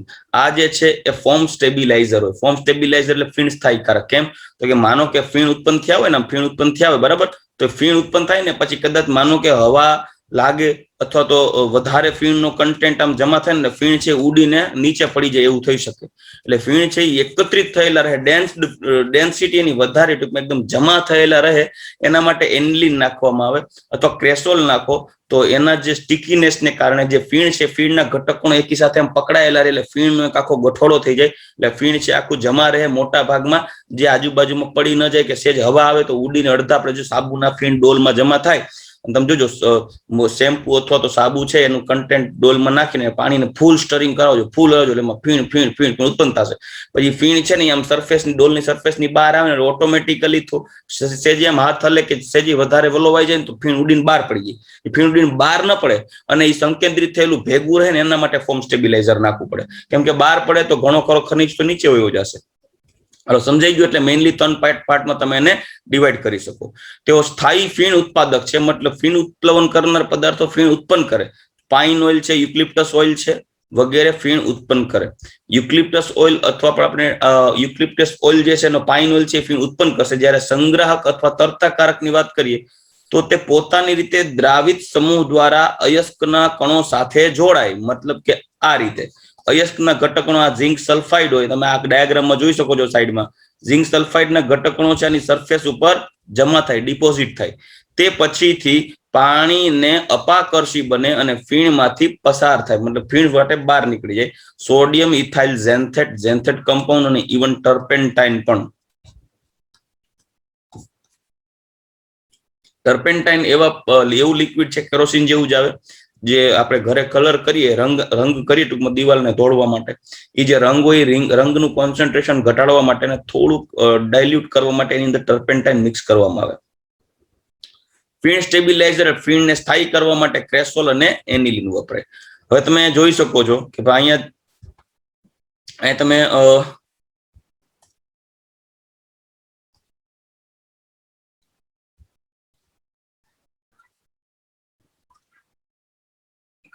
અહીંયા તમે જો આ ડ્રોપ બધા જો, આ ડ્રોપ અહીંયા તમને જે ડ્રોપ્સ દેખાશે, આ ડ્રોપ છે એનું ઝૂમ થયેલો પોઈન્ટ અહીંયા છે, બરાબર, કે ભાઈ આ જે ઝેન્થેટ કમ્પાઉન્ડ કે ટર્પેન્ટાઇન છે એની સરફેસ ઉપર આવા મેટલ સલ્ફાઇડ ચોટી ગયા. હવે તમે એર બ્લોઈંગ કરશો એટલે હવા પસાર કરશો અથવા વલોવશો એટલે ફીણ ઉત્પન્ન થશે. ફીણ ઉત્પન્ન કરવા માટે પાઇન ઓઇલ કે યુક્લિપ્ટસ ઓઇલ જેવા ઓઇલી ડ્રોપ્સ પણ નાખ્યા છે. હવે શું થશે તો કે ભાઈ ફીણ ઉત્પન્ન કરશે એટલે ફીણ ઉપરની તરફ આવશે, એટલે જે લાલ કલરના જે બધા મેટલ સલ્ફાઇડ છે જમા થશે. જ્યારે અહીંયા તમને આ જે ભાગ દેખાય છે યેલો કલરનો, એ છે ગેંગના ઘટકણો. ગેંગના ઘટકણો તળિયે જમા થાય. એટલે તળિયેથી તમે એને અલગ કરશો તો આજે આ વેસલની અંદર તમને હાઇડ્રોફિલિક મટીરિયલ, મતલબ કે જલ આકર્ષી મટીરિયલ જમા થશે, જે ગેંગના ઘટકણો છે, નકામા છે, દૂર થઈ જશે. જ્યારે ઉપરની બાજુ આ જે ભાગ છે એમાં હાઇડ્રોફોબિક પાર્ટ છે જે ફીણ સ્વરૂપે બહાર આવશે. આ જે કોન્સન્ટ્રેટેડ ફ્રોથ, મતલબ કે ફીણ જે છે એ કલેક્ટેડ ફ્રોથ એટલે કે ફીણ જે છે એને કલેક્ટ કરી અને અહીંયા આ સાઈડ લઈ લ્યો અલગ પાત્રમાં, તો આ જે છે હાઇડ્રોફિલિક પાર્ટ અને ફીણ આવશે. તમે એને ગરમ કરશો એટલે ફીણ છે એ દૂર થઈ જશે, પાણી છે એ દૂર થઈ જશે, એટલે આપણી પાસે ધાતુના સલ્ફાઇડ મેક્સિમમ એમાઉન્ટમાં મળી જશે. ચાલો, ક્લિયર? हाँ ઓકે, તો આ જે પોઈન્ટ થઈ ગયો એ થઈ ગયો ફીણ પ્લવન. હજી આની અંદર પોઈન્ટ એ છે કે આ પ્રક્રિયામાં આપણે ધાતુના સલ્ફાઇડ, સ્પેશિયલી ધાતુના sulphide, metal sulphide like ZnS છે કે PbS છે, ઇન્ડિવિજ્યુઅલ સેપરેટલી યુઝ કરવાના હોય ત્યારે આપણે આની અંદર કે પછી Cu2S છે કે FeS છે કે FeS2 છે કે CuFeS2 છે, આવા બધા મેટલ સલ્ફાઇડ્સ કે પાયરાઇટ્સ કમ્પાઉન્ડ છે એના માટે ફીણ પ્લવન પદ્ધતિ વપરાય. પોઈન્ટ એ છે કે જ્યારે એક કરતા વધારે ધાતુના સલ્ફાઇડ્સ એની અંદર અવેલેબલ હોય, લાઈક ZnSi છે અને PbS છે, આ બેનું મિક્સચર હોય તો મિક્સચરમાં માનો કે આપણને PbS છે એ બહાર કાઢવો છે એટલે જરૂરી છે, જ્યારે ZnS છે એ ઇમ્પ્યુરિટી છે, માનો કે તો ઇમ્પ્યુરિટી છે, મતલબ ZnS નથી જોતો, PbS જોઈ છે, પણ દ્રાવણમાં આપણી પાસે બે અવેલેબલ છે, ZnS છે અને PbS છે. તો ફીણને એ ખબર નહીં પડે કે ભાઈ મારે ZnS ને નથી લેવાનું ને PbS ને જ લેવાનો છે. ફીણનું કામ તો માત્ર ને માત્ર સલ્ફાઇડ યુક્ત ખનિજ છે એને ચોંટાડીને બહાર લેતા આવશે. તો મારી પાસે ZnS અને PbS આ બેયની અશુદ્ધિ એટલે બે મિક્સચર હશે અને એમાંથી મારે PbS જ જોઈ છે. હા બોલ સર નથી આવતો અવાજ નથી આવતો.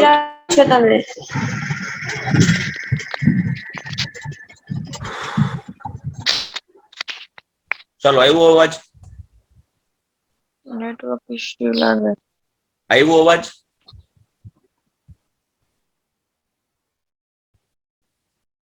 વોઇસ આવે છે?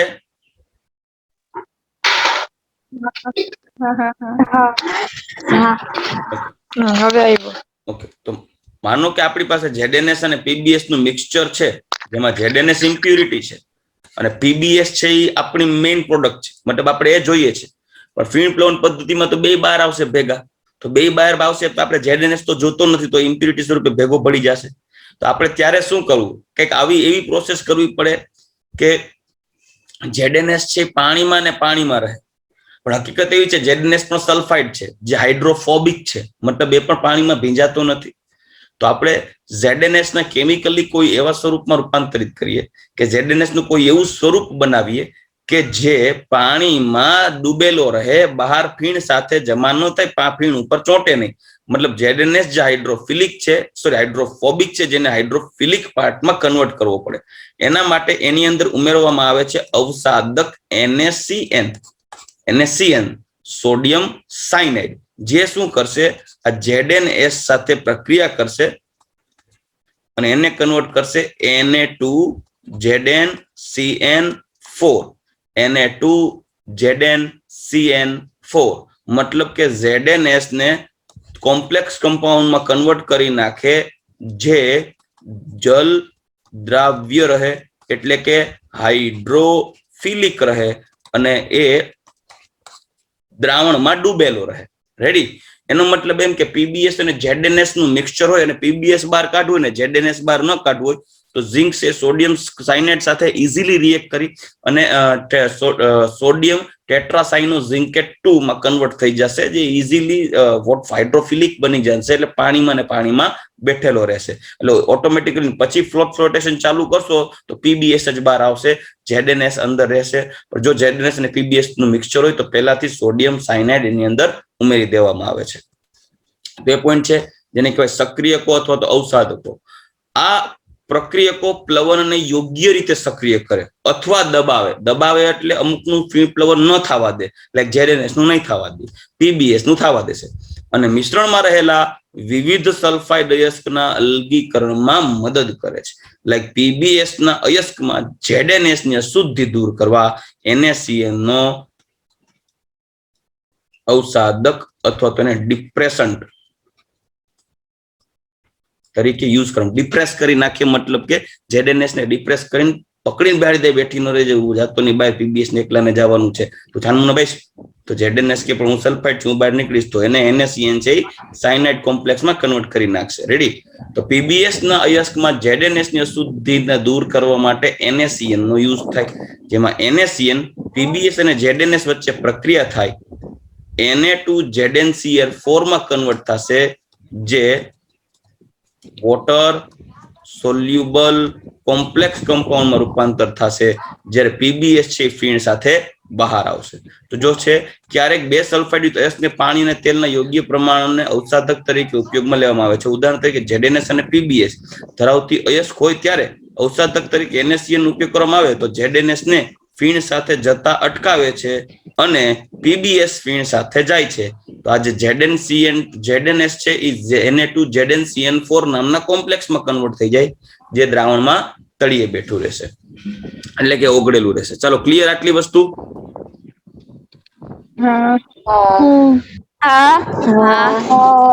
ઓકે, ચાલો નેક્સ્ટ. હવે એવું ચુંબકીય અલગીકરણ. ચુંબકીય અલગીકરણ એ એવા ધાતુના સંયોજનો માટે વપરાય, મતલબ એવી અયસ્ક માટે વપરાય જે ચુંબકીય પાણી ભરવું, ચુંબકીય ગુણ ધરાવે, ચુંબક પ્રત્યે આકર્ષાય. ઓકે, દાખલા તરીકે ચુંબક દ્વારા જો અયસ્ક અને ગેંગ નહીં અથવા ગેંગ અને અયસ્ક નહીં આકર્ષે, મતલબ બે રીત. ચુંબક દ્વારા ગેંગ આકર્ષાય તો અયસ્ક નો આકર્ષાવવો જોઈએ, એટલે કે અપરિષ્કૃત ધાતુ નો આકર્ષાવી જોઈએ, અને જો અપરિષ્કૃત ધાતુ આકર્ષાય તો ગેંગ નો આકર્ષાતો હોવો જોઈએ, મતલબ ચુંબકીય આકર્ષણના ફેરફારને આધારે. બરાબર, આ પદ્ધતિનો ઉપયોગ કરવામાં આવે છે. ઓલમોસ્ટ છે એ મેટલ છે એ જ આકર્ષાતું હોય, ગેંગ નો આકર્ષાતું હોય. તો બંનેને આ પદ્ધતિ દ્વારા અલગ કરી શકાય. જેમ કે SnO2 પાસે FeWO4 ની અશુદ્ધિ છે, તો આ જે છે ને આ અશુદ્ધિ આકર્ષાયેલી રહે, આ આકર્ષાયેલી નહીં રહે. જ્યારે FeOCr2O3 ના મિક્સચરમાં SiO2 ની અશુદ્ધિ છે, તો આ આકર્ષાય ચુંબકમાં અને આ આકર્ષાતો નથી. આ આકર્ષાય અને આકર્ષાતો નથી, મતલબ આપણી પાસે આ જે પ્યોર રહેશે, આ ઇમ્પ્યોર રહેશે, જ્યારે આમાં આ પ્યોર રહેશે, આ ઇમ્પ્યોર રહેશે. મતલબ ઇમ્પ્યોરિટી દૂર કરવા માટે બે માટે યુઝ થાય. જે ચુંબક પ્રત્યે આકર્ષાતો હોય તો બીજો ઘટક નો આકર્ષાતો હોય, એવા મિશ્રણને અલગ કરવા માટે વપરાય. એની અંદર તમારે એક સાદો રોલર અને એક મેગ્નેટિક રોલર નો યુઝ કરવાનો. એક છેડે મેગ્નેટિક રોલર રાખો, અહીંયા મેગ્નેટિક રોલર નો રાખતા ને કે મુહૂર્તમાં જ તૂટી જાય. બરાબર, આ મેગ્નેટિક રોલર છે. કન્વેયર બેલ્ટ મતલબ પટ્ટો રાખો, પહોળો પટ્ટો હોય. એ કન્વેયર જ્યારે રોલર ફરશે ત્યારે કન્વેયર બેલ્ટ છે એમ ગોળ ગોળ ગોળ ગોળ ફરશે. હવે અહીંયાથી હોપર માંથી મિક્સચર એડ કરવાનું પાવડર ફોર્મમાં. ત્યારે જેમ જેમ આગળ વધશે ત્યારે બે પાર્ટ હોય, એક ચુંબક પ્રત્યે આકર્ષાય અને બીજો ચુંબક પ્રત્યે ન આકર્ષાય. ન આકર્ષાય એવો વર્ડ વાપરું છું, અપાકર્ષાય એવો વર્ડ નથી વાપરતો. જો અપાકર્ષણની વાત આવશે તો અહીંયા ચુંબક આવશે અને ગેંગ અથવા તો જરૂરી ઘટકો અપાકર્ષણને કારણે મંડે ખેંચવા, અહીંથી ઉલ્લી ઉલ્લીને જાય ક્યાંય. શું કરવાનું? કેમ કે અપાકર્ષાય છે, એટલે અપાકર્ષણ વાળા તમારે અહીંયા તરફાર લઈને ઊભું રહેવું પડશે. 4-5 જણાને પકડી ઉલ્લી ઉલ્લીને અહીંયા આવશે. હકીકતમાં બે ટાઈપ હોય, ચુંબક પ્રત્યે આકર્ષાવું અને ચુંબક પ્રત્યે ન આકર્ષાવું. અપાકર્ષાવું વર્ડ નથી વાપરવાનું. તો જ્યારે એ મેગ્નેટિક રોલર છે એ ગોળ ગોળ ફરશે, બરાબર, તો મેગ્નેટિક રોલર જ્યારે ગોળ ગોળ ફરે, ગોળ ગોળ મેગ્નેટિક રોલર જ્યારે ગોળ ફરશે ત્યારે આ જે બારીક પાવડર છે અયસ્કનો, એ બારીક પાવડર આગળ આવશે. ચુંબક પ્રત્યે આકર્ષાય છે, આકર્ષાયેલો રહે રોલર સુધી, અને રોલરનો છેડો આવે ત્યાંથી નીચે પડશે. એટલે અહીંયા જે મેગ્નેટિક પ્રોપર્ટી વાળા ચુંબકીય ક્ષેત્ર ધરાવતા ચુંબક પ્રત્યે આકર્ષાતા ઘટકોનો એક બાજુ, જ્યારે આકર્ષાતું નથી તો સીધા ડેન્સિટી ગ્રેવિટેશનલ ફોર્સ ને કારણે સીધા આ સાઈડ નીચે પડશે. કેમ કે રોલર થોડોક સ્પીડમાં ફરતો હોય. યાદ રાખજો, હળવે હળવે નહીં ફેરવવાનો.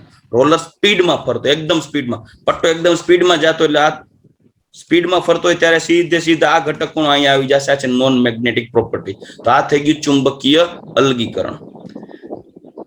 ચાલો, સમજાઈ ગયું?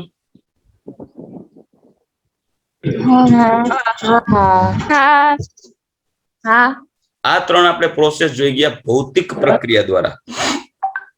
ભૌતિક પ્રક્રિયા દ્વારા એક સેકન્ડ.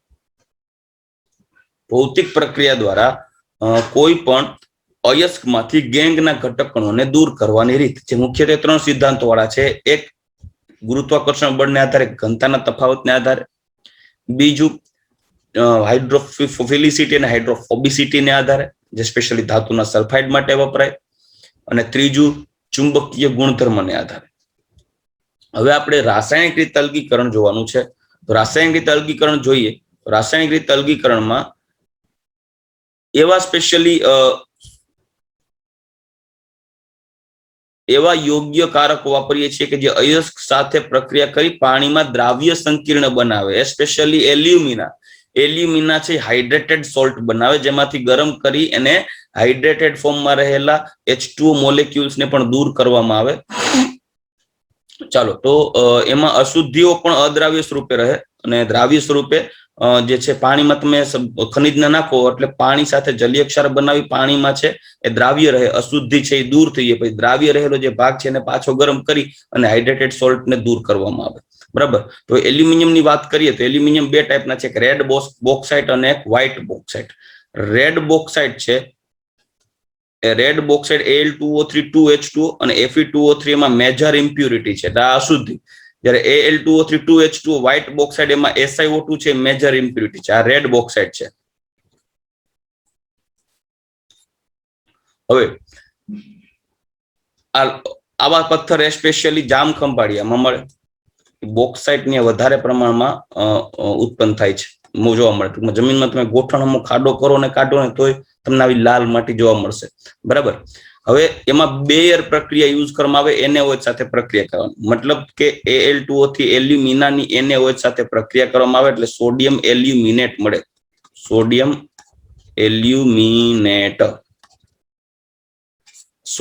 એલ્યુમિનેટ મળે, જેની વધુ પ્રમાણમાં પાણી સાથે પ્રક્રિયા કરાવશો.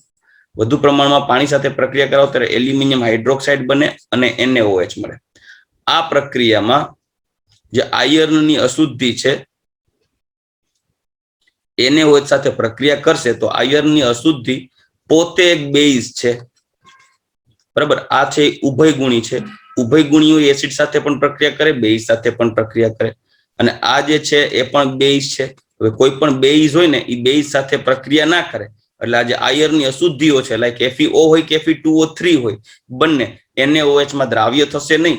જ્યારે NaOH માં Al2O3 દ્રાવ્ય થઈ તેમના એલ્યુમિનેટ બનાવે, વધારે પ્રમાણમાં ગરમ કરો પાણી સાથે તો ALOH થાઇસ બનાવે. જો પાણીનું પ્રમાણ ઓછું રાખો તો એલ્યુમિના ફોર્મમાં આવે, Al2O3 ફોર્મમાં. વધારે પ્રમાણમાં H2O નાખો તો હાઇડ્રોક્સાઇડ બની જાય.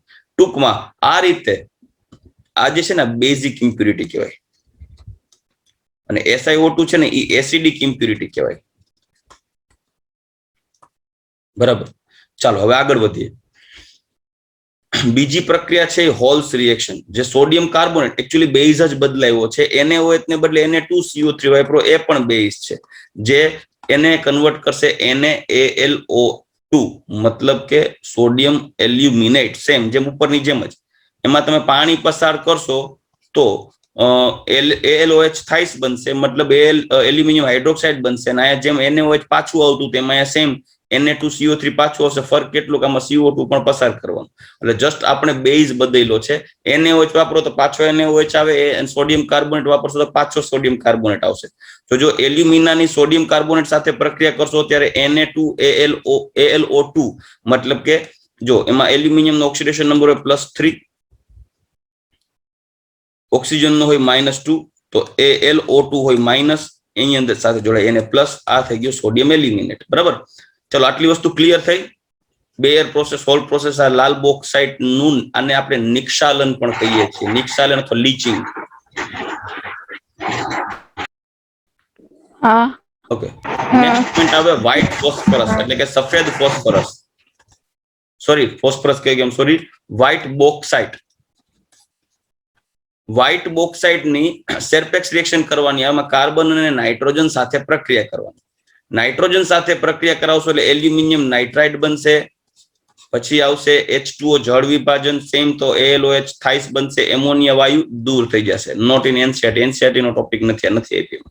એમોનિયા દૂર થઈ જશે એટલે નાઇટ્રોજન જે ઉમેરો છો એ દૂર થઈ જશે. બીજી વસ્તુ, સિલિકાની પ્રક્રિયા કાર્બન સાથે કરાવો તો CO2 બનશે. CO2 મતલબ કાર્બન ડાયોક્સાઇડ, અને સિલિકોન છે એ દૂર થશે. તો આ રીતે પણ તમે એલ્યુમિનિયમના હાઇડ્રોક્સાઇડમાં કન્વર્ટ કરી શકો છો. તો આ એક પ્રક્રિયા છે, NCERT માં નથી એટલે આમાંથી કોઈ પૂછવાની પ્રોબેબિલિટી ન હોય, પણ જે છે એ તમને દર્શાવી. હવે આપણે નેક્સ્ટ મુદ્દો જે જોઈએ એ છે સિલ્વર અને સાયનાઇડ, સિલ્વર અને ગોલ્ડ આ બે વચ્ચેની પ્રક્રિયા, જે સાયનાઇડ સાથેની પ્રક્રિયા છે પૂરો થાય. ચાલો, આ પણ જે ગોલ્ડ અને સિલ્વર માટે વપરાતી એક પ્યોરિફિકેશનની પ્રક્રિયા છે.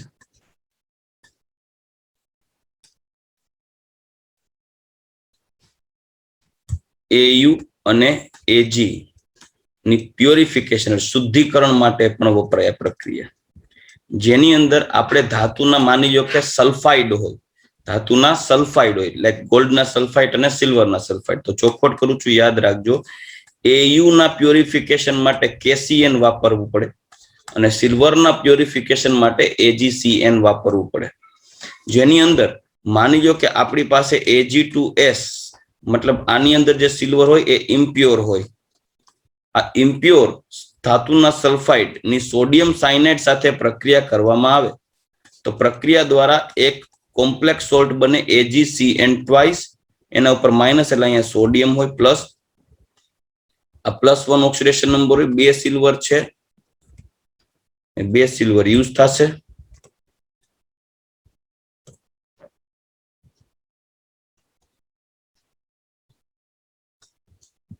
જ્યારે બાકીનું આજ અને હવાના ઓક્સિજનની હાજરીમાં ગરમ કરવામાં આવે તો પ્રક્રિયા દ્વારા એક બનશે Na2SO4 સોડિયમ સલ્ફેટ. એટલે આપણી પાસે જે સિલ્વર સલ્ફાઇડ હતો જે ઇમ્પ્યોર ફોર્મમાં હતો, આ ઇમ્પ્યોર ફોર્મમાં હતો એ હવે એનું NaCN સાથે જો દ્રાવણ બનાવવામાં આવ્યું, સિલ્વરમાં સોડિયમ સાયનાઇડ વાપરવાનો, NaCN ના દ્રાવણ સાથે ઓક્સિજનનો ઉમેરો કરી બાહ્ય ઓક્સિજનની હાજરીમાં ઓક્સિડેશન કરવામાં આવે તો સિલ્વર છે એ સિલ્વર સલ્ફાઇડ નો સિલ્વર એ કોમ્પ્લેક્સ ફોર્મમાં કન્વર્ટ થાય, જે સોલ્યુબલ હોય, મતલબ દ્રાવ્ય સ્વરૂપમાં રૂપાંતર થઈ જાય અને આ સોડિયમ સલ્ફેટ દૂર થાય. હવે આપણી પાસે જે દ્રાવ્ય સોલ્ટ છે લાઈક 2NaAgCN ટ્વાઇસ, એની અંદર ઝીંકનો પાવડર ઉમેરવામાં આવે પ્લસ Zn, માનો કે ઝીંકનો પાવડર ઉમેરવામાં આવે તો આ ઝીંક શું કરશે, દ્રાવણમાં રહેલા કોમ્પ્લેક્સ આયનમાંના સિલ્વરનું સબસ્ટિટ્યુશન કરશે અને એની પોતે ઝીંક છે એ કોમ્પ્લેક્સ આયનમાં જોડાઈ જશે. એટલે આ પણ એક પ્રકારની રેડોક્સ પ્રક્રિયા થશે, જેમાં ઝીંક ઓક્સિડાઇઝ થશે અને Ag+ છે રિડ્યુસ થશે. એટલે આવું થઈ જશે ZnCN4. એના ઉપર -2 આવે એટલે અહીંયા આવશે Na2 અને અહીંયા 2 મોલ Ag છૂટો પડે આ સોલિડ પ્યોર ફોર્મમાં. ચાલો, તો આ રીતે તમે ઇમ્પ્યોર સિલ્વર સલ્ફાઇડના સિલ્વરમાંથી પ્યોર સિલ્વરમાં રૂપાંતરણ કરી શકો. આ એક પ્રકારની હાઇડ્રોમેટલર્જીનો જ એક ભાગ છે, જેને નિક્ષાલન તરીકે ઓળખી શકાય, લીચિંગ તરીકે પણ ઓળખી શકાય. આ પ્રક્રિયાની અંદર તમે જો Ag2S ને બદલે AU મતલબ ગોલ્ડ લીધું હોય, ગોલ્ડ જે ઇમ્પ્યોર હોય, અને એની તમે જો KCN સાથે પ્રક્રિયા કરાવો, બરાબર, KCN + H2O અને ઓક્સિડેશન કરાવો તો સેમ અહીંયા આ જ પ્રોસેસ, મતલબ આ જ ટાઈપની નિપજ મળે, KAuCN ટ્વાઇસ અને વત્તા KOH દૂર થાય, મતલબ આ સેમ પ્રોસેસ. અહીંયા જ્યાં જ્યાં Ag વપરાણું ત્યાં AU આવશે, જ્યાં જ્યાં Na વપરાણું છે ત્યાં K આવશે. પછી આપણી પાસે જે K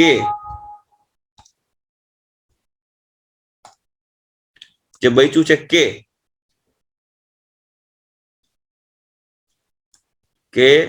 KAuCN ટ્વાઇસ અને 2 મોલમાં ઝીંકનો પાવડર પસાર કરો તો K2 ZnCN4 બને અને AU સોલિડ ફોર્મમાં પ્યોર ફોર્મમાં ક્રિસ્ટલાઇઝ થાય. આ પ્રક્રિયામાં એસ્પેશિયલી જે ટૂંકમાં જ્વેલર્સ હોય, મતલબ કે જે સોના ચાંદીના ઘરેણા બનાવતો હોય, ડિઝાઇન કરતું હોય, એ ગોલ્ડને જ્યારે પીગાળે એ લોકો અથવા તો ઓગાળવા માટે જ્યાં KCN નો યુઝ કરવામાં આવે, ઇમ્પ્યુરિટી દૂર કરવા માટે લોકો KCN નો યુઝ કરતો potassium cyanide. Potassium cyanide easily available ન હોય, કેમ કે સોડિયમ સાયનાઇડ ને પોટેશિયમ સાયનાઇડ હાઈલી પોઈઝનિયસ છે. કદાચ ભૂલે ચૂકે એમ જીભમાં અડી જાય તો મરી જાય. તો એનો મતલબ એમ કેવું ન હોય તો દુનિયામાં સોનનું કામ કરતો એને મૃત્યુ બહુ થતા હોય, પણ એની પાસે એકદમ ડાયલ્યુટ ફોર્મમાં હોય, એટલું પોઈઝનિયસ ના હોય. તો આ રીતે એક પ્રોસેસ થઈ ગઈ સોનાના શુદ્ધિકરણની. મોસ્ટ ઇમ્પોર્ટન્ટ ક્વેશ્ચન છે, મોસ્ટ ઇમ્પોર્ટન્ટ પોઈન્ટ છે. આ પોઈન્ટ છે કોમ્પિટિટિવ એક્ઝામમાં બહુ પૂછાય છે. તો ચાલો નજર નાખી લઈએ. એક Ag2S ની પ્રક્રિયા NaCN સાથે કરાવો તો AgCN ટ્વાઇસ નામનો કોમ્પ્લેક્સ બને, એટલે NaAgCN ટ્વાઇસ સોડિયમ ડાઇસાઇનો આર્જેન્ટેટ 1 અને Na2SO4 દૂર થાય. ઓક્સિજન જો આ પ્રક્રિયામાં ઓક્સિજનની ગેરહાજરી હોય તો પાછું ઓક્સિજનનું પ્રમાણ જો પૂરતું ન હોય તો આમાં લખ્યું છે રિએક્શન બીકમ્સ ઇરિવર્સિબલ. રિવર્સિબલ એટલે પ્રતિવર્તી રિએક્શન થાય ને નીપજ ઓછી મળશે. પછી એટલે ઓક્સિજનનું પ્રમાણ જાળવી રાખવું. પછી આ જે સિલ્વર સોલ્ટ છે, મતલબ કે કોમ્પ્લેક્સ સોલ્ટ છે, એ ઝિંક સાથે પ્રક્રિયા કરવામાં આવે તો ઝિંક છે એ સિલ્વર કરતા સક્રિય છે. આ તે ઝિંક છે એ કોમ્પ્લેક્સ સોલ્ટમાં રહેલા સિલ્વરનું સબસ્ટિટ્યુશન કરશે. ઝિંક પોતે ઓક્સિડાઇઝ થશે, જે સોલ્યુબલ ફોર્મમાં કન્વર્ટ થઈ જશે અને સોલિડ છે સોલિડ ફોર્મમાં સિલ્વર મળશે, પ્રેસિપિટેટ મળશે સોલિડ ફોર્મમાં. રેડી, એ પ્યોર આવશે. એના પછી જો પોઈન્ટ લઈએ અને ગોલ્ડની વાત કરીએ તો સેમ ગોલ્ડની પણ કેસીએન સાથે પ્રક્રિયા કરાવવાની. ઇમ્પ્યોર ગોલ્ડ હોય જે ઓક્સિડેશન થી AuCN ટ્વાઇસમાં કન્વર્ટ થાય, KOH દૂર થાય. સેમ પ્રોસેસ છે, Ag જેવી જ ગોલ્ડની છે. ફરક એટલોમાં NaCN છે, એમાં KCN છે. આ જે છે કોમ્પ્લેક્સ સોલ્ટ બન્યો, જેની ઝિંક સાથે પ્રક્રિયા કરો તો K2ZnO2 KCN અને H2O. આ ZnO2 ને બદલે તમારે આવા ટાઈપના ઝિંક KOH સાથેની રિએક્શન કરાવી. આમાં KOH નાખ્યું છે એટલે ZnO2 બની ગયું. જો KOH ના નાખે તો ઝિંકેટ ટૂંકમાં કોમ્પ્લેક્સ બને સિલ્વરની જેમ. આમાં KOH નાખ્યું છે એટલે K2ZnO2 બની ગયું. રેડી, તો આખી ગોલ્ડ બનશે પ્યોર ફોર્મમાં. આ પ્રક્રિયા થઈ ગઈ સિલ્વર અથવા ગોલ્ડની લીચિંગ પ્રક્રિયા. ચાલો આ રીતે ટૂંકમાં ધાતુનું સંકેન્દ્રીકરણ એટલે કે અપરિષ્કૃત ધાતુ મેળવી શકાય, જેમાં સ્પેશિયલી ગોલ્ડ અને સિલ્વર આ બે મેટલ એવી છે કે જેમાં સંકેન્દ્રીકરણની પ્રક્રિયા દરમિયાન જ પ્યોર ફોર્મમાં ગોલ્ડ અથવા સિલ્વર મળી જશે. એટલે આ એક પ્રોસેસ આખી સ્પેસિફિકલી અલગ છે. બરાબર, ચાલો ક્લિયર, આટલી વસ્તુ થઈ ગઈ. ચાલો કોઈને કઈ પ્રશ્ન છે? તો અહીંયા સુધી આપણે રાખીએ. આજની તારીખમાં ટૂંકમાં આપણે બધા કોન્સન્ટ્રેશન એટલે કે સંકેન્દ્રીકરણની પદ્ધતિઓ પૂરી કરી ગયા. હવે નેક્સ્ટ લેક્ચરની અંદર આપણે ભુંજન અને કેલ્સિનેશનના પોઈન્ટ ઉપર આગળ વધશું. રેડી, ચાલો ગુડ બાય. અને હા, આવતીકાલે સાંજે 9 વાગે પેરેન્ટ્સ મીટિંગ છે, મગજમાં રાખજો અને પેરેન્ટ્સને સામે રાખજો અને કેમેરા પણ ઓપન રાખજો. એમાં તમારા બધાના ગ્રાફ પણ તમને બતાવવામાં આવશે અને પછી બીજા નેક્સ્ટ ટૂંકમાં ફ્યુચર પ્લાનિંગ વિશેની ચર્ચા કરવામાં આવશે. રેડી, ચાલો ઓકે, ગુડ બાય.